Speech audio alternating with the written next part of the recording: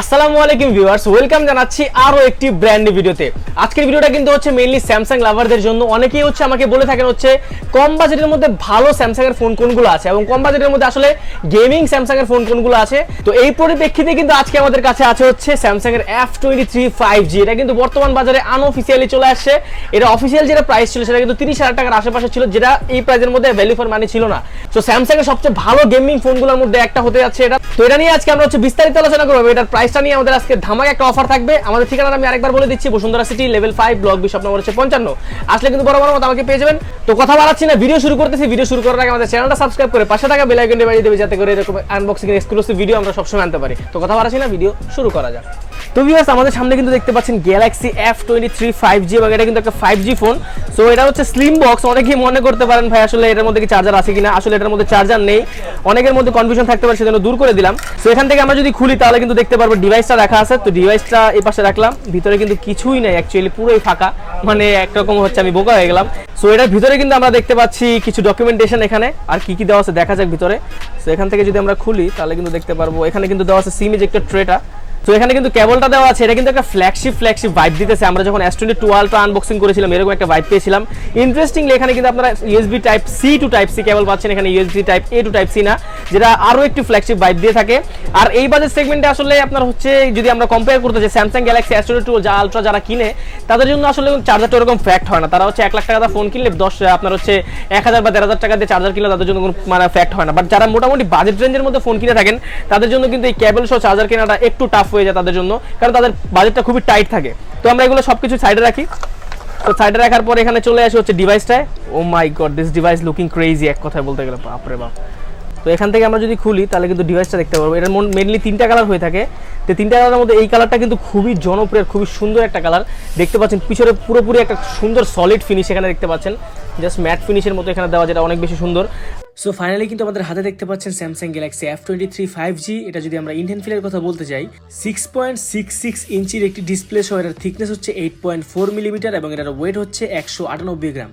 এক হাতে কিন্তু খুবই সুন্দরভাবে এটা ধরা যাচ্ছে এবং খুবই সুন্দরভাবে এটা ইউজ করা যাচ্ছে। পিছনে যদি আমরা প্রোটেকশন আসি, পিছনে কিন্তু ব্যবহার করা হচ্ছে প্লাস্টিক ফ্রেম, সাইড ফ্রেমগুলো হচ্ছে প্লাস্টিক, আর হচ্ছে সামনে কিন্তু কর্নিং গরিলা গ্লাস 5 এর একটা প্রোটেকশন পেয়ে যাচ্ছেন। এই ফোনটা কিন্তু দেখতে যথেষ্ট সুন্দর আর প্রিমিয়াম একটা ফিল দেয়, কারণ পিছনে কিন্তু প্লাস্টিক হলো একটা ভাইব আছে হচ্ছে আপনার সিরামিক ফিনিশের অথবা ম্যাট ফিনিশের একটা ভাইব আছে, যেটা অনেক বেশি ফ্ল্যাগশিপ একটা ভাইব দিয়ে থাকে আপনাদেরকে। এবং এটা যদি আমরা ওভারঅল যে ডিজাইনের কথা বলতে চাই, মোটামুটি অন অ্যান এভারেজ স্যামসাং এর টিপিক্যাল ফোনের মতোই দেখতে লাগছে। সো ওভারঅল স্পেসিফিকেশনে মুভ করা যায়। সো পোর্শন বাটনে আসলে কিন্তু আমরা মোটামুটি সবকিছু এখানে অ্যাভেলেবল পেয়ে যাচ্ছেন। লেফট সাইডে পাচ্ছি হচ্ছে সবার প্রিয় ইয়ারফোন জ্যাকটা, মাঝখানে পাচ্ছি USB টাইপ সি পোর্ট, আর রাইট সাইডে কিন্তু আমরা হচ্ছে মেইন স্পিকারটা অ্যাভেলেবল পেয়ে যাচ্ছি। অন দ্য রাইট সাইড যদি আমরা চলে আসি তাহলে কিন্তু এখানে পেয়ে যাবো হচ্ছে আপনার কি পাওয়ার অন অফ বাটন, যেটা হচ্ছে সাইড মাউন্টেড ফিঙ্গারপ্রিন্ট হিসেবে কাজ করে থাকে। তার পাশাপাশি কিন্তু এখানে ভলিউম আপ ডাউন বাটনটা এখানে অ্যাভেলেবল পেয়ে যাবো। অন দ্য লেফট সাইড যদি আমরা চলে আসি তাহলে কিন্তু এখানে অ্যাভেলেবল পেয়ে যাবো আপনার হচ্ছে সিম ইজেক্টর ট্রে, যেখানে আপনার হচ্ছে 2টা সিম সহ একটা মেমোরি কার্ড এখানে ইউজ করতে পারবেন। তার মানে হচ্ছে SD কার্ড স্লটটা এখানে অ্যাভেলেবল আছে। উপরে কিন্তু তেমন কিছু আমরা পাবো না, শুধুমাত্র এখানে কিন্তু নয়েজ ক্যান্সেলেশন মাইক্রোফোন আমরা অ্যাভেলেবল পেয়ে যাবো। তো পোর্শনের বাটনের কথা বলতে গেলে কিন্তু মোটামুটি সবকিছু আমরা পাচ্ছি। তো এখন আমরা চলে আসবো হচ্ছে এই ফোনটার অন্যতম গুরুত্বপূর্ণ পার্ট, সেটা হচ্ছে আপনার ডিসপ্লে সেকশন। ডিসপ্লে সেকশনে আমরা আসলে দেখতে পারবো 6.6 ইঞ্চির একটি TFT ডিসপ্লে এখানে ব্যবহার করা আছে, যেটা রিফ্রেশ রেট হচ্ছে 120 হার্জ। আসলে TFT ডিসপ্লেটা কি? এটা হচ্ছে LCD ডিসপ্লে থেকেও একটু নিম্নমানের ডিসপ্লে, যার কারণে কিন্তু ডিসপ্লের যে ব্রাইটনেস বা ভিউইং অ্যাঙ্গেল সেটা কিন্তু হচ্ছে LCD ডিসপ্লে থেকে একটু কম পাওয়া যায়। তবে ডিসপ্লে যেহেতু 120 হার্জ, আমার মনে হয় যে ওইরকম ভাবে আপনারা ডিফারেন্স লক্ষ্য করবেন না। তার পাশাপাশি স্যামসাং যেহেতু নিজস্ব ডিসপ্লে, স্যামসাং এর এটা মানে নিজস্ব কাস্টমাইজ করা ডিসপ্লে, সেক্ষেত্রে ওইভাবে আপনার হচ্ছে চোখে পড়বে না। আর কি মেইনলি বিষয়টা হচ্ছে প্রাইস কাটিং করার জন্য এখানে আপনার এই কাজটা করা হয়েছে। ডিসপ্লের কোয়ালিটি মোটামুটি আমার কাছে অ্যাভারেজ মনে হয়েছে। আমরা যদি হচ্ছে আপনার ব্রাইটনেস দেখতে চাই, ব্রাইটনেসে কিন্তু এখানে 400 ppi ডেন্সিটি ব্যবহার করা আছে। তার পাশাপাশি কিন্তু ব্যবহার করা আছে আপনার হচ্ছে কর্নিং গরিলা গ্লাস 5 কিন্তু ডিসপ্লে প্রোটেকশন হিসেবে ব্যবহার করা আছে।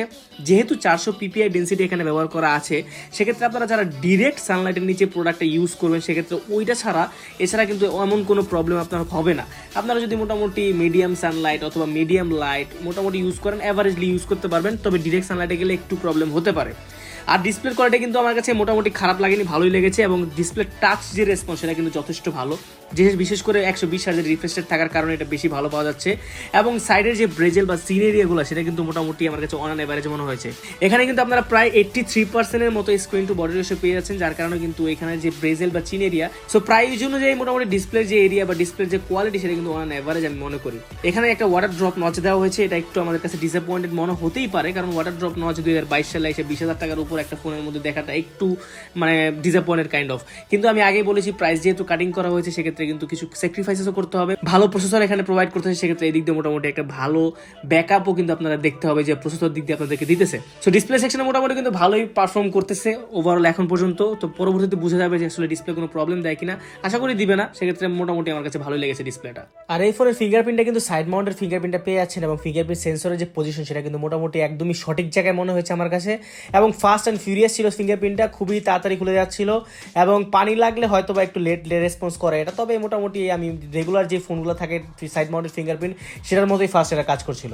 So it is time to talk about the camera section. আমরা যদি ক্যামেরা সেকশনে আসি তাহলে কিন্তু দেখতে পারবো ট্রিপল রিয়ার ক্যামেরা সেটআপ এখানে ব্যবহার করা আছে পিছনে, যার মেইন ক্যামেরা হচ্ছে 50 মেগাপিক্সেল, 8 মেগাপিক্সেলের একটা হচ্ছে আলট্রা ওয়াইড ক্যামেরা ব্যবহার করা আছে, আর 2 মেগাপিক্সেলের একটি ম্যাক্রো লেন্স এখানে ব্যবহার করা আছে। তার পাশাপাশি কিন্তু সামনে কিন্তু ব্যবহার করা আছে আপনার হচ্ছে 8 মেগাপিক্সেলের সেলফি ক্যামেরা। তো আমরা সরাসরি আপনাদেরকে ক্যামেরা টেস্ট করে দেখাবো, আর ক্যামেরার কোয়ালিটি কেমন আসে সেটা আপনাদেরকে দেখাবো এখন। সো লাইভ ফটো টেস্টিং কিন্তু আমরা চলে আসলাম। তো এখান থেকে একটা ছবি আমরা তুলবো এখন, ক্যাজুয়াল ফটো 50 মেগাপিক্সেলের মেইন ক্যামেরা দিয়ে। সো ছবি কিন্তু এখান থেকে আমরা একটা তুললাম, তো দেখা যাক ছবির কোয়ালিটিটা কেমন আসছে।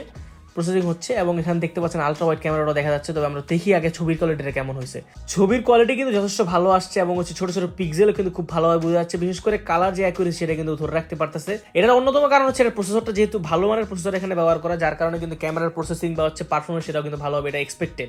সো আলট্রা ওয়াইড ক্যামেরাটাও কিন্তু আমার কাছে অনেক ইন্টারেস্টিং মনে হয়েছে, ইভেন ভালো মনে হয়েছে এক কথায়, যে পিছনে যে কালার বা লাইটগুলো সেটা কিন্তু খুবই ভালোভাবে ফোকাস করতেছিল, এবং সাবজেক্টকে রেখে পিছনের অবজেক্টগুলো যে এত সুন্দর করে প্রসেসিং করে আউটপুটটা প্রোভাইড করতেছিল মনে হচ্ছিল একটা ফ্ল্যাগশিপ ক্যামেরা। সো পোর্ট্রেট শটও কিন্তু সেম আমরা রেজাল্টটা পাচ্ছি, ভালো মানের একটা ক্যামেরা পাচ্ছি এখান থেকে। এবং দেখতে পাচ্ছেন এজ ডিটেকশন কিন্তু অন পয়েন্ট ছিল এক কথায় বলতে গেলে। আমার কাছে মানে স্যামসাং এর ক্যামেরা মানে কিন্তু একটু বেটার কিছু আমরা এক্সপেক্ট করে থাকি, সেখানে কিন্তু কোনো মতেই আমাদের কিন্তু এই বাজেট সেগমেন্টের ফোনটাতে কিন্তু কোনো রকম হচ্ছে নিরাশ করে নেই Samsung. Ultra wide 8 megapixel ultra ওয়াইডটাও কিন্তু যথেষ্ট ভালো ছবি প্রোভাইড করতেছিল, এবং একটু কেন জানি আমার হচ্ছে টাচে একটু প্রবলেম হচ্ছিল, মানে টাচটা একটু লেট রেসপন্স করতেছিল। তারা হইতে পারে নতুন মাত্র ফোনটা ওপেন করছে এই জন্য, হইতে পারে ফুল চার্জ দিলে বা হচ্ছে আপডেট পরবর্তী ঠিকও হয়ে যাবে। সো আমরা এখানে কিন্তু 10x পর্যন্ত অপটিক্যাল জুম এখানে অ্যাভেলেবল পেয়ে যাবো, মানে যেটা একটা ডিসেন্ট ফোনে থেকে থাকে আমরা দেখি অবভিয়াসলি। সো মোর অপশনে আসলে কিন্তু আমরা অনেকগুলো অপশন এখানে অ্যাভেলেবল পেয়ে যাবো। হয়তো বা ক্যামেরা কোয়ালিটি ওইভাবে ভালো না, তবে কিন্তু অপশন আর কিন্তু অভাব নেই এখানে, সুপার স্লো মোশন সব কিছু এখানে পাচ্ছি। তার অন্যতম কারণ হচ্ছে এই ফোনটাতে কিন্তু স্যামসাং এর মেন যে ইউআই সেটা ব্যবহার করা আছে, মানে ওয়াইইউ এর যে মেন যে ইউআইটা, অন্যগুলোতে আমরা যেগুলো দেখি ওগুলো হচ্ছে কোর ভার্সনটা অ্যাভেলেবল থাকে, বাট এখানে মেইন ইউআই ব্যবহার করার কারণে কিন্তু ফ্ল্যাগশিপ যত ফিচার্স আছে সেগুলো কিন্তু এখানে অ্যাভেলেবল পাচ্ছেন।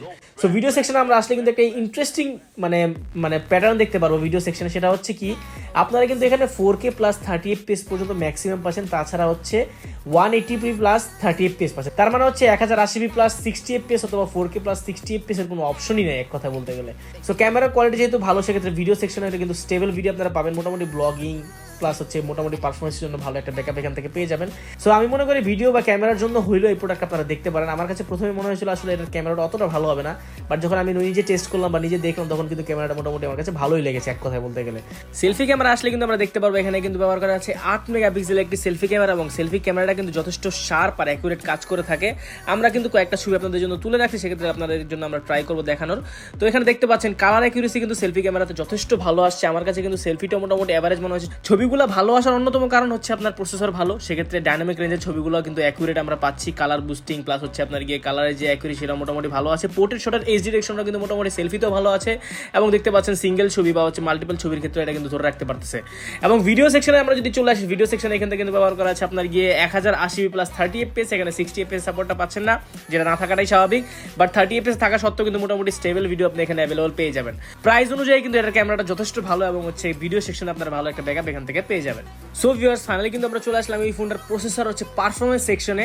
পারফরমেন্স সেকশনে আসলে কিন্তু একটা মেজর জাম্প আমরা এখানে দেখতে পারবো, স্পেশালি ফর গেমার্স। এই ফোনটা বানানো হচ্ছে স্যামসাং এর তরফ থেকে কোয়ালকম স্ন্যাপড্রাগন 750G, তার মানে 750G প্রসেসরটা এখানে অ্যাভেলেবল পাচ্ছেন, যেটা হচ্ছে একটি 8 ন্যানোমিটারের প্রসেসর, এবং এই প্রসেসরটা কিন্তু কিন্তু অনেক বেশি ভালো একটা প্রসেসর, আমরা আগেও দেখেছি 5G প্রসেসর এটা, এবং এই প্রসেসরটা কিন্তু আগেও অনেকগুলো ফোনে ব্যবহার করা হয়েছে। ওয়েল অপটিমাইজ প্রসেসর, পারফরমেন্সও কিন্তু ভালো পাবেন।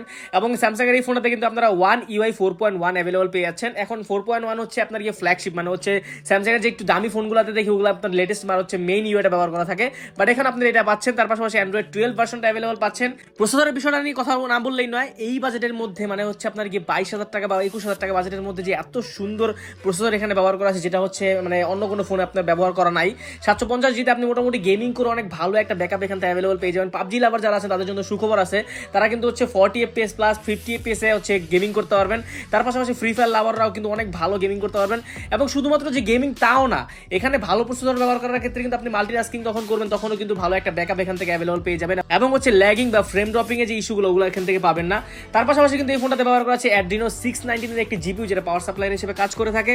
সো বেস ভেরিয়েন্ট হিসেবে কিন্তু আপনারা অ্যাভেলেবল পেয়ে যাবেন হচ্ছে 4GB RAM 64GB স্টোরেজ। এখানে RAM টাইপ কিন্তু ব্যবহার করা আছে LPDDR4X, আর হচ্ছে স্টোরেজ টাইপ কিন্তু ব্যবহার করা আছে UFS 2.1। এখানে কিন্তু ওভারঅল স্পেসিফিকেশনের কথা বলতে গেলে কিন্তু আমার কাছে F23 স্পেসিফিকেশন প্লাস পারফরমেন্স কিন্তু অনেক ভালো মনে হয়েছে এক কথায়। বিশেষ করে ভালো হওয়ার কারণ হচ্ছে এখানে কিন্তু আপনারা হচ্ছে ওয়েল অপটিমাইজ একটা প্রসেসর অ্যাভেলেবল পেয়ে যাচ্ছেন। সো ওভারঅল গেমিং এর কথা বলতে গেলে বা পারফরমেন্সের কথা বলতে গেলে কিন্তু সবকিছু মিলে ঠিকঠাকই আছে। সো ভিউয়ার্স, আমরা কিন্তু এতক্ষণ চেষ্টা করেছি আপনাদের জন্য F23 5G এর স্পেসিফিকেশন আলোচনা করার। তো এখন চলে আসা হচ্ছে ব্যাটারি ব্যাকআপে। ব্যাটারি ব্যাকআপে আসলে কিন্তু আমরা এখানে পেয়ে যাবো হচ্ছে একটি 5000 mAh এর ব্যাটারি, আর যদি চার্জারের ব্যাকআপে আসে সেখান থেকে কিন্তু এখানে চার্জার পাচ্ছেন না। মোটামুটি গেমিং এর ক্ষেত্রেও কিন্তু অনেক ভালো একটা ব্যাকআপ পাবেন। যারা মোটামুটি রেগুলার ইউজার আছেন, যারা রেগুলার গেম টেম খেলেন, তাদের জন্য হচ্ছে 1.5 দিন মোটামুটি হচ্ছে চলে যাবে আসে। যারা হচ্ছে হেভি ইউজার হয়ে আছেন, যারা হচ্ছে অনেক বেশি মাল্টিটাস্কিং করেন, ফেসবুক ইউটিউব অথবা হচ্ছে গেমিং এর ক্ষেত্রে অনেক বেশি মাল্টিটাস্কিং করে থাকেন, তাদের জন্য কিন্তু মোটামুটি হচ্ছে একদিনে একবার চার্জ দেওয়া লাগবে, মাস্ট বি। সকালে চার্জ দিলে রাত পর্যন্ত এটা আবার চার্জ দিতে হবে। সো এখন আসা যাক হচ্ছে এই ফোনটার প্রাইস সেগমেন্টে। প্রাইসটার কথা এখন না বললেই নয়, কারণ হচ্ছে আমরা কিন্তু অফার প্রাইস দিব বলেছিলাম আপনাদের ভিডিওর প্রথমেই। তো আজকে কিন্তু এর অফার প্রাইসই থাকবে 6GB 128GB F23 5G variant, যেটা 5G ভেরিয়েন্ট যেটা সেটা আমাদের কাছে পাবেন হচ্ছে মাত্র 21,990 টাকায়। মাত্র 21,990। যারা আমাদের ভিডিও দেখবে তাদের জন্য আরো 500 টাকা ডিসকাউন্ট, মাত্র 21,500 টাকায়। মানে হচ্ছে 21,500 টাকার মধ্যে আপনি স্ন্যাপড্রাগন 720G পাচ্ছেন, 120 Hz এর ডিসপ্লে পাচ্ছেন, 50 মেগাপিক্সেলের ক্যামেরা পাচ্ছেন, ফুললি কম্বো একটা প্যাক পাচ্ছেন হচ্ছে F23 5G। তার সাথে সাথে হচ্ছে স্যামসাং ব্র্যান্ডিং এর একটা ভ্যালু। বর্তমানে যে হচ্ছে সফটওয়্যার ইস্যুর বাজারে কিন্তু স্যামসাং এর এই প্রোডাক্টটা বা হচ্ছে স্যামসাং এর ইউআইটা অনেক বেশি ফ্রেশ অ্যাকুরেট হয়ে থাকে বর্তমান বাজার অনুযায়ী। সো যাদের এই প্রোডাক্টটা পছন্দ তারা আমাদের বসুন্ধরা সিটি আউটলেটে চলে আসতে পারেন। আমাদের ঠিকানা হচ্ছে বসুন্ধরা সিটি লেভেল 5 ব্লক বিশপ নম্বর হচ্ছে 55, আসলে কিন্তু বরাবর মতো আমাকে পেয়ে যাবেন। দোকানের নাম হচ্ছে এজি ইন্টারন্যাশনাল। যারা চাইছেন কুরিয়ার করে ঢাকা সহ বাংলাদেশে যে কোনো জায়গায় নিতে 1020 টাকা পেমেন্ট করে নাম ফোন নাম্বার দিবেন, আমরা আজকে পাঠিয়ে দিলে কালকে পেয়ে যাবেন ইনশাআল্লাহ। তারপর আপনারা যারা চাচ্ছেন হচ্ছে ইএমআই করে নিতে, ইএমআইও পারবেন। এক্সচেঞ্জ করতে গেলে আপনার হাতের পুরাতন ফোনটি দিয়ে আমাদের থেকে এক্সচেঞ্জ করে নিতে পারবেন। আর আমাদের ডিসক্রিপশনে নাম্বার দেওয়া সবকিছু দেওয়া থাকবে। ডিসক্রিপশনে আমাদের ঠিকানা দেওয়া থাকবে, আমাদের হচ্ছে mobile number, Facebook page, YouTube channel দেওয়া থাকবে। সেখানে আপনারা দেখে আপডেট প্রাইস সবকিছু জেনে নিতে পারবেন। তো হিমেল, আমি আজকে এখান থেকে বিদায় নিচ্ছি। দেখা হবে পরবর্তী কোনো ভিডিওতে। সে পর্যন্ত ভালো থাকবেন, সুস্থ থাকবেন। আল্লাহ হাফেজ।